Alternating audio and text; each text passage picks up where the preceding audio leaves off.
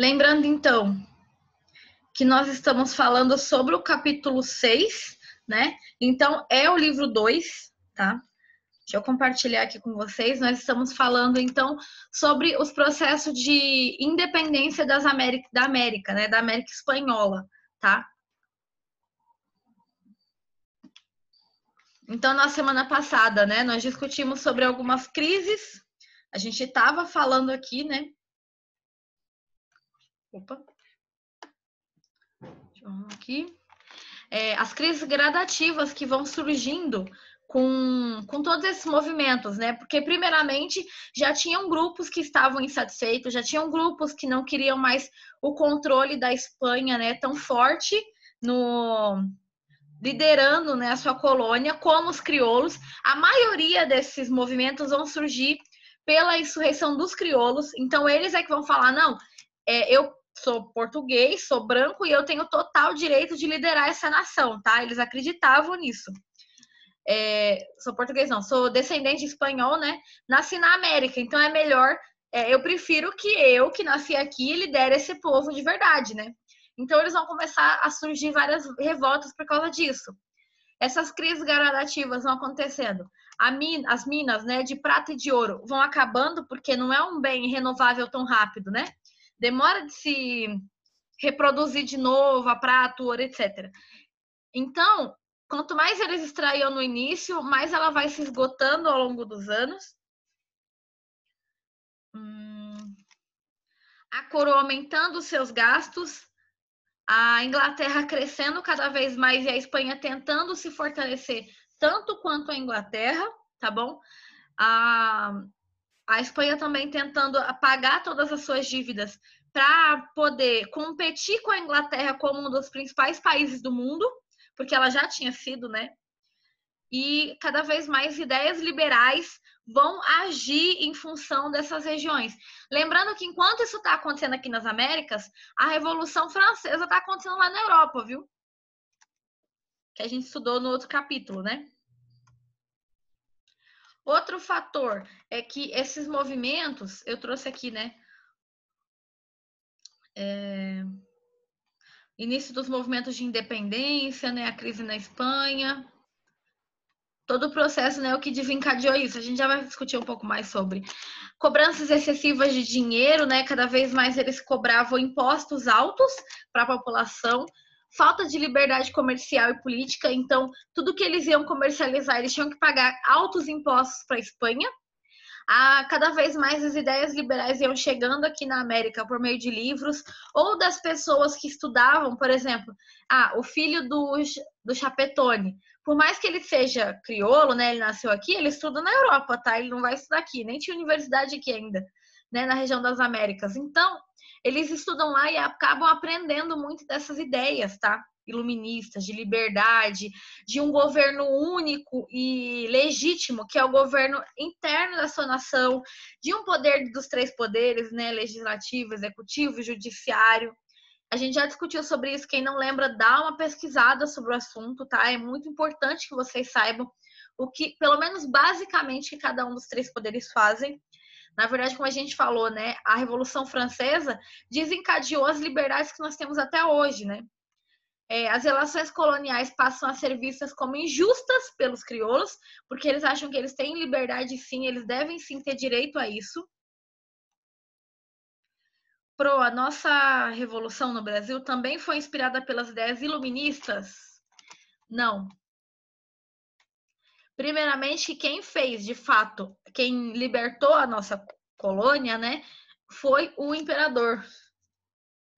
Não foi uma revolução do povo como aconteceu nas Américas Espanholas, entendeu? Que por mais que os crioulos eram alguém que eram descendentes de espanhóis, a população no geral apoiava isso. Quando a nossa independência aconteceu, foi o próprio imperador que falou: a gente precisa se libertar de Portugal, então, para ter essas próprias leis. Então ele continua, ele sai a colônia, mas continua o império, entendeu? Então, assim, a nossa liberdade, ela veio de cima para baixo. Nunca foi a população que falou, não, vamos nos levantar por uma liberdade. A gente até hoje está buscando, na verdade, uma ideia parecida, sabe? De liberdade, em que a população busque essa liberdade. A população busque os seus direitos, tá? Na grande maioria, a gente espera que alguém faça isso por a gente.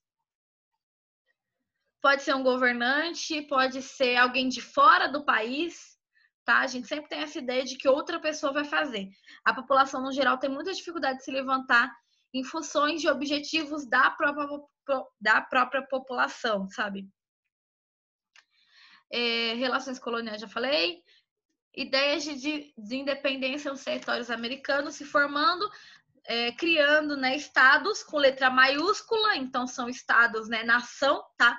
É um território com uma nação, um povo, uma cultura, uma história, autônomos na América. E aí nós temos, né, a influência dos movimentos dos Estados Unidos e do Haiti. Como a gente estudou também esse ano, cada vez mais, né, movimentos ganhando força, esses movimentos de independência. Em 1775, tinha acontecido a independência das 13 colônias, a gente estudou isso esse ano, né? Falando sobre a independência do país que se tornou, depois, né, das 13 colônias, os Estados Unidos. E um grande e importante movimento é a Revolução Haitiana. Isso daqui muda muito a cara da Revolução, tá? Que acontece de 1791 a 1804. Se vocês quiserem anotar, anotem no caderno, no livro, grifem isso, porque é uma revolução muito importante. Ela tá na página...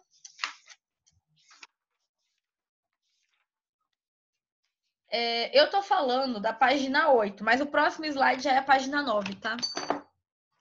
Essa nação, então, ela era uma metrópole francesa, lembrando que a França, né, nesse período vai ter pós-Revolução Francesa, né, ainda napoleônica ali, aquele processo de governo provisório, né, denominado São Domingos, tem esse nome, movimento liderado por africanos e escravos. Essa é a diferença da Revolução Haitiana. Quem movimentou isso foi a população negra, que vai liderar o movimento de independência. Não são as lideranças brancas que vão querer ter autonomia e ter direito a decidir as leis internas do seu país, como aconteceu na maioria dos estados, né, aqui hoje, América Espanhola, assim como no Brasil, né, que foi também uma liderança que veio trazendo essa liberdade. E cada vez mais eles vão vendo que acontece um risco de uma convulsão social em que as estruturas não vão mais se manter do jeito que estavam, tá? A Revolução Haitiana, como ela ocorreu? Eu trouxe aqui mais ou menos uma linha do tempo como o livro traz, tá bom? Em 1647, oficialmente aquela região vai ser denominada um território francês, com o nome de São Domingos, depois é que vai ser Haiti, quando eles ganham a independência. É um forte produtor de açúcar, tá bom? Então, bem importante, né, para a região da Europa, eles ainda compravam muito açúcar, porque o açúcar, né, da cana-de-açúcar era bem mais doce do que o açúcar utilizado antes. A desigualdade social era muito grande, já que 80% da população eram de negros escravos. A pequena parcela da população que liderava eram de brancos, tá? E o resto entre esse meio eram pessoas nativas, né, indígenas da região. Aí, em 1789, é o início da Revolução, né? Trazido por essas ideias de igualdade da Revolução Francesa, os negros que já eram livres, eles vão falar assim, por que a gente não tem os mesmos direitos dos brancos? Isso é um absurdo. Então, eles começam a lutar por um direito de igualdade, tá? As elites locais também não estavam muito satisfeitas. Os brancos, eles queriam reformas em que eles tivessem mais direitos do que a França permitia, tá? Isso acaba... Eles acham que vai dar certo para eles, mas dá muito ruim, porque, de novo, a maioria da população é negra. Então, esses negros vão lutar por eles. Grupos de pessoas começam uma revolta e cada vez mais expande essa revolta por toda a região de São Domingos contra os seus proprietários. Então, vários deles vão ser mortos ou executados. Em 1793, a região consegue abolir a escravidão, então já é um ponto positivíssimo para os negros, tá bom? Em que eles já conseguem, nesse movimento, abolir a escravidão. Em 1802, Napoleão envia tropas, né, para consertar o domínio, porque ele queria que voltasse a escravidão.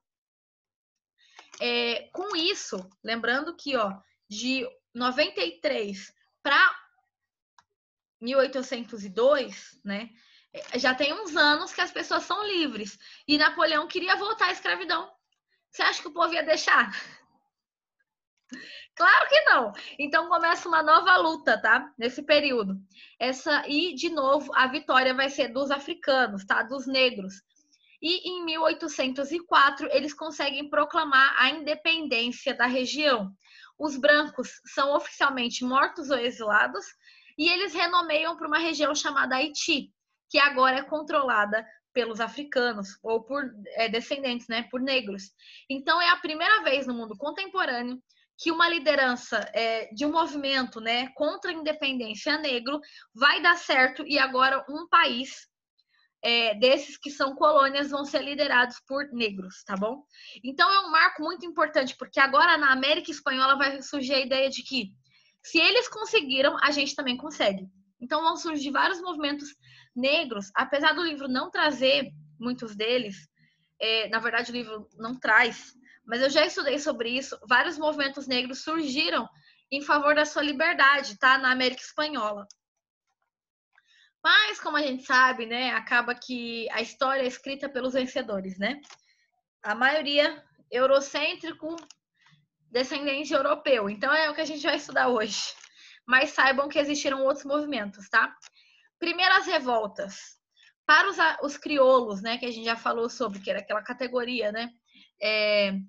Era impossível evitar com que, por exemplo, se eles começassem um novo movimento de emancipação, que não ia se tornar um movimento muito radical, em que os negros e descendentes, né, iriam querer liberdade, autonomia. Então, a maioria começa a quietar um pouco faixa sobre essas liberdades, porque eles têm medo de perder o controle, como aconteceu no Haiti, entendeu?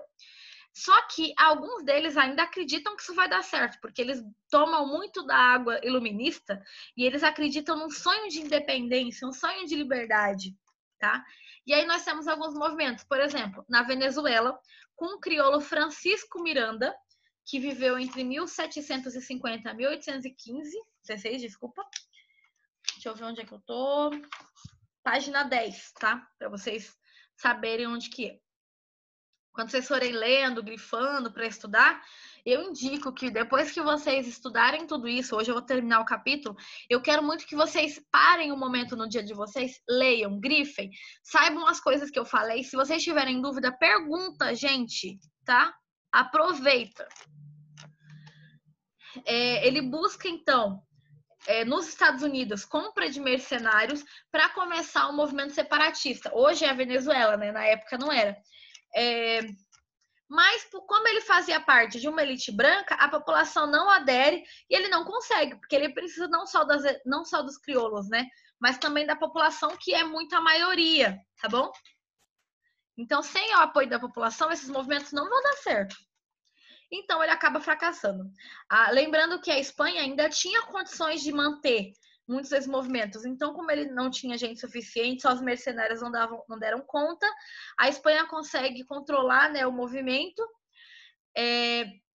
Só que essa liderança, né, forte ainda da Espanha, de um exército forte, vai desestruturar depois de 1807, tá? Com a Guerra Peninsular, que também está na página 10.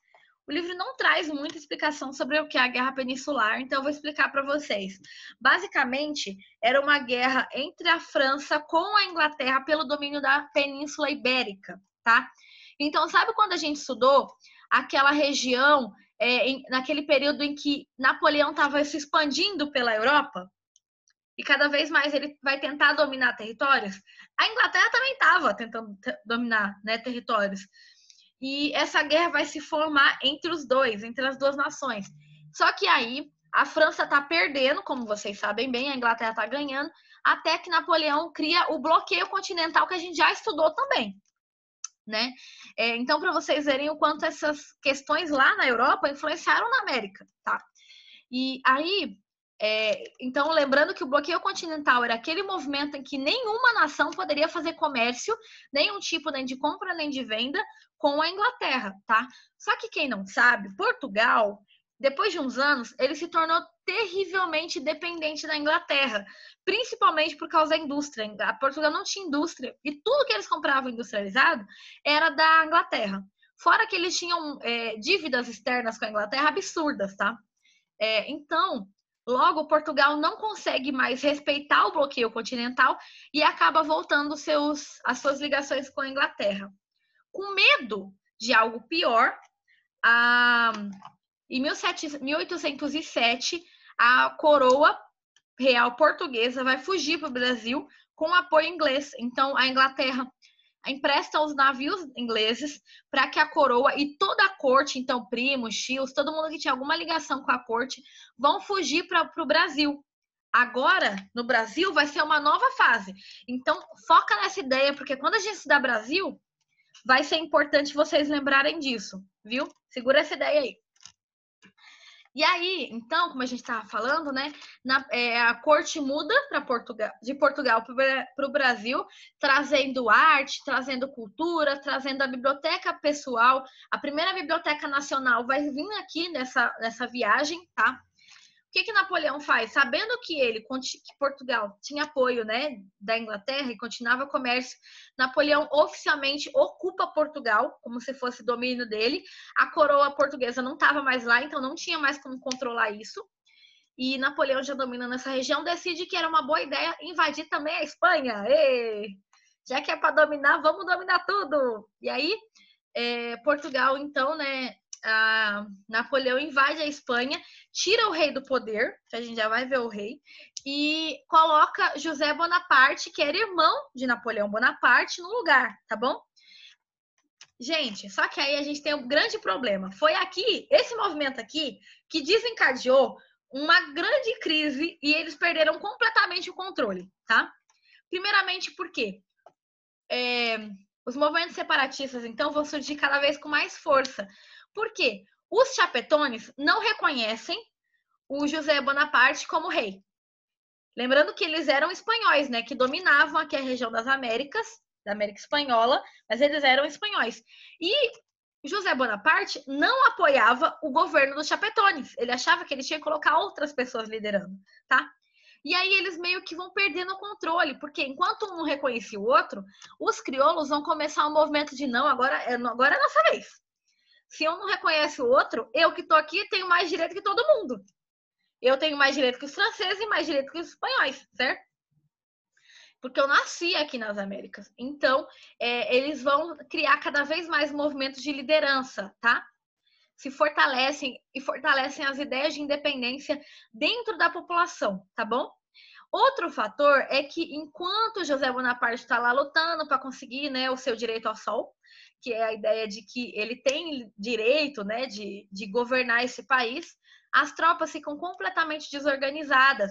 Então, não tem mais quem lidere as tropas espanholas e assim eles perdem também o controle que a gente está falando.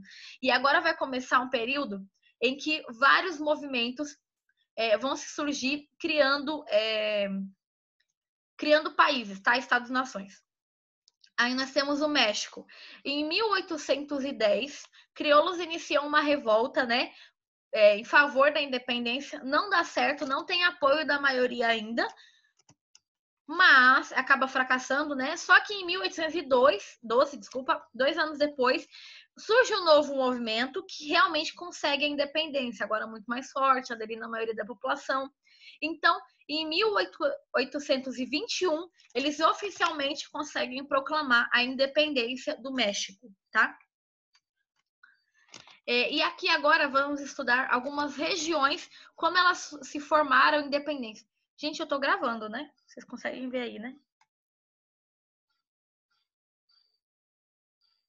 Beleza, obrigada. E aí nós temos o vice-reino de Granada. Lembra que na aula passada eu expliquei que tinham 4 vice-reinos na região da América Espanhola? Então, eu trouxe aqui a Nova Granada, essa região aqui, olha, em que tinha 2 regiões como sede, né?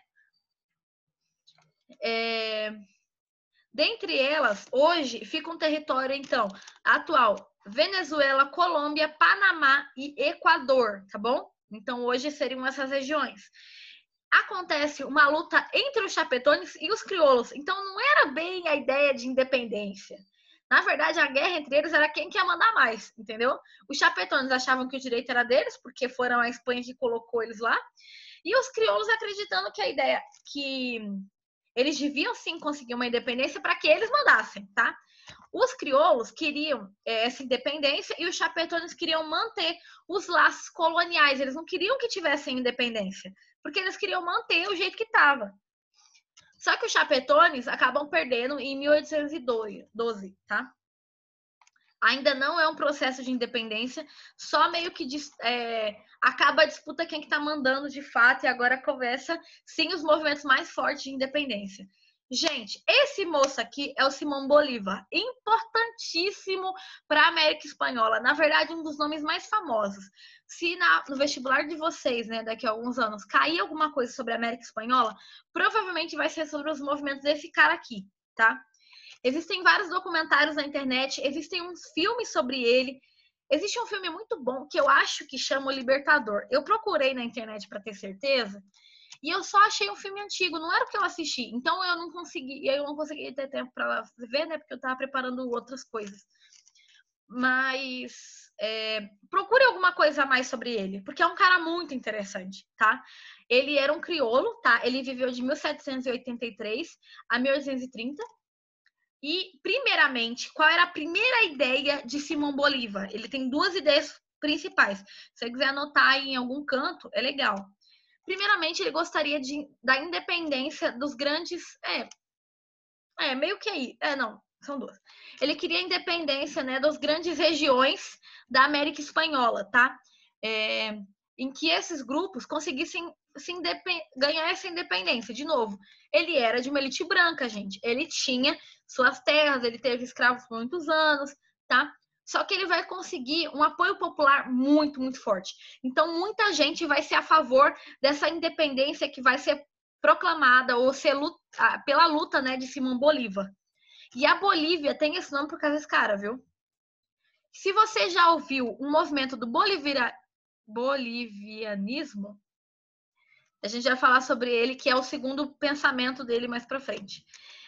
Outro cara importante é o José de San Martín, tá? Ele buscava a independência, então, das regiões que hoje são Chile, Peru, Uruguai, tá escrito errado, e Argentina. A gente já vai voltar sobre esses dois caras, tá? Porque eles vão ter um papel muito importante mais para o fim da independência de novo. Enquanto isso estava acontecendo, eles estavam lutando, crescendo o número de pessoas que eram apoiadores deles, passando por diversas vilas para ter o apoio popular, tá bom? E aí nós temos o Vice-Reino da Prata, que é esse aqui que vocês estão vendo agora. Os movimentos crioulos da região de Buenos Aires vão criar uma junta governativa que vão achar-se no direito de ser o legítimo governante, tá bom? Então eles vão se fortalecer e falar: agora a Espanha não vai mais mandar na gente, quem manda é a gente, que nós somos a junta governativa. E aí eles achavam então que era o governo legítimo por terem nascido aqui, por conhecerem, né, a realidade da região. Aí eles têm uma brilhante ideia. Vamos então agora invadir a região a região do Uruguai e do Paraguai, para ampliar a independência. Então, essas pessoas vão ser dominadas por nós e vão apoiar, né, essa junta governativa, e com isso nós vamos ter maior autonomia e vamos juntar mais pessoas contra a Espanha pela luta da independência. Eles não dá certo. Esses grupos não vão apoiar eles acabam fracassando. E, na verdade, antes de Buenos Aires conseguir qualquer coisa, o Paraguai, lembra que eles invadiram o Paraguai consegue se declarar independente primeiro. Na verdade, a região do Paraguai, em 1811, vai ser o primeiro estado, olha o estado com letra maiúscula, tá? É um estado-nação, já se denominou um país, tá? Com cultura, com um povo forte, unido por um objetivo em comum, declaram oficialmente a independência, tá? Criando seu estado. A região de Buenos Aires, então, se declara independente apenas em 1816, dando origem às Províncias Unidas do Prata, tá? Que são esses grupos aqui do Rio da Prata, né? Que antes era um reino. E aí, o que está acontecendo lá na Espanha, né? A reação da Espanha a esses movimentos separatistas, cada vez mais. Em 1814, acontece de fato o fim da Guerra Peninsular, né? O rei Fernando VII, que é esse carinha aqui que foi destronado, lembra, por Napoleão, ele oficialmente volta para o trono e ele fala assim: nossa, que bagunça que tá o reino, vou ter que arrumar isso aqui. Então, ele envia tropas para a região da América com o objetivo de conseguir voltar ao domínio forte que ele tinha nessa região das Américas, da América Espanhola, tá? O que acontece com isso? Qual que é o resultado dessa ideia dele? Fantástica. É que as pessoas lutam ainda mais, então fica muito mais radical a luta de independência na América, porque ninguém quer voltar a ser colônia da Espanha, tá bom? Então eles vão lutar com muito mais afinco, a luta fica muito mais radical, matando muito mais gente, tá bom? E praticamente em 1825, quase todos os países que hoje são países, né, o território da América Espanhola já estavam livres. Alguns apenas, que vocês podem ver na página 12, como Guatemala, El Salvador, Honduras, Nicarágua, Costa Rica e Panamá, que vão ser um pouco mais tarde, né, de 1838 a 1840, as independências deles, mas assim, a maioria, e são muitos países, né, que nós temos na América. E Cuba, que acontece só em 1888, tá? A liberdade dela. Agora, a página 13, nós temos, volta, né, o Simão Bolívar, qual que é a importância dele? Lembra que eles lutaram por várias independências, né?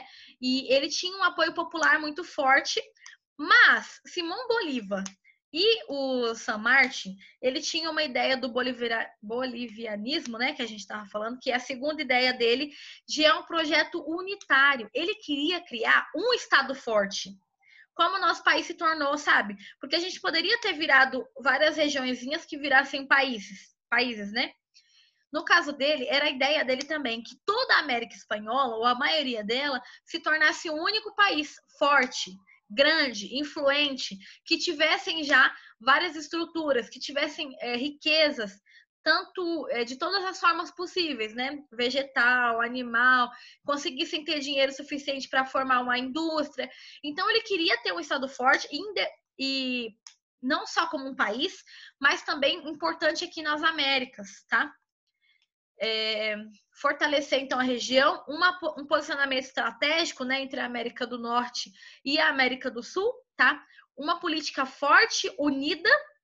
Essa era a segunda ideia dele. Essa daqui é a principal ideia que mais cai em vestibular, tá? Porque essa ideia dele acreditavam então que esse era o melhor modo para fortalecer as nações, tá bom? Só que vários crioulos discordavam disso. Discordavam em que sentido? Porque eles queriam que eles eram bonzinhos? Não, porque eles queriam que fragmentasse mesmo os territórios, que tivessem vários meios de que então eles se tornassem os líderes políticos desses territórios, tá bom? Porque, de novo, eles se achavam nos direitos, tá? Defendendo a fragmentação política dos territórios, não porque era mais fácil administrar um território pequeno, mas é porque, assim, mais crioulos poderiam administrar o território, garantindo se consolidar, né, no poder dessas regiões, tá? Aí acontece o Congresso do Panamá. Grifa isso daí, tá na página 13 também. Acontece em 1826, tá? É uma confederação de repúblicas latino-americanas. Basicamente, toda a América Espanhola é convidada para esse congresso, menos o Haiti, tá? Então, esse movimento, ele até queria que tivesse um governo forte, mas não queria necessariamente que fosse igual, porque a elite branca dos crioulos ainda estaria governando, tanto que um país, por exemplo, como o Haiti, né, que era governado pelos negros, não foram nem convidados para fazer parte desse movimento, tá, de união das nações. Acaba fracassando, a maioria dos crioulos apoia, né, que seja desmembrado mesmo os territórios, tá? Com isso, vão surgir vários países-nação, vão se fortalecendo ao longo dos anos, vão tentando se construir, mas um fato que pode ser que estrague um pouco isso é o caudilismo. No Brasil, nós tivemos algo muito parecido com o coronelismo, mas não é totalmente a mesma ideia. A figura do caudilho, ele então é um líder, tá? Muitas vezes militar, ele tinha influência, tinha terras também, era muito respeitado pela população em volta ali da região onde ele morava. Muitas vezes trocando favores, por exemplo, não vou deixar ninguém invadir o seu território se você sempre fizer tudo que eu mando. Quem aqui já assistiu o Poderoso Chefão? É tipo aquilo. Então, um devendo poderes ao outro, tá? Então, a maioria da população obedecia tanto ao caudilho, tanto, mas tanto, que até as leis da sua nação não foram bem valorizadas, tá? Eles tinham muita dificuldade de fazer a população obedecer às leis da nação, fortalecer a nação como um governo unido, forte, igual, porque a maioria da população obedecia apenas os caudilhos, que era um governo muito local. E ele não era um governo que era, por exemplo, instituído no governo. Ele era um fazendeiro importante ou um militar importante, entendeu? Que as pessoas obedeciam, tá? Então ele tinha um poder que não estava necessariamente ligado às leis. Ele era um poder muito mais subjetivo, tá? Perante as pessoas. Formavam milícias para defender suas propriedades. Pessoal, alguém tem alguma dúvida? A gente acabou o capítulo. Coloquem aí as dúvidas de vocês no chat e o nome de vocês para ter o nome na chamada.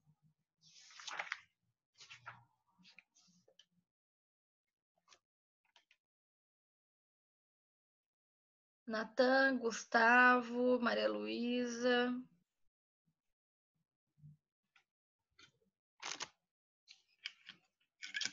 Ninguém tem dúvida? Todo mundo entendeu tudo? Você quer que eu me veja? Aproveita, dá uma lida hoje, né? Depois que acabar as aulas, lê o capítulo para vocês verem como eu expliquei, né? As coisas que vocês entenderem melhor, tá bom? É importante que vocês saibam tudo isso, beleza? Igor, cadê o resto do povo? Cadê? Tá na chamada, gente. Menos de 2 minutos. Maria Isabel. Eduarda. Gabriela. Maria Eduarda. Pedro. José.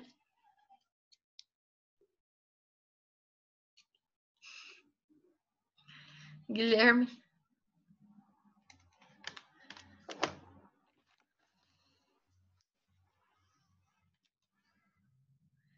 Muito obrigada, pessoal. Se ninguém tem nenhuma dúvida. Tá. Antes de acabar. Cadê? Sumiu. Achei. Pessoal, eu gostaria de propor com vocês. Vamos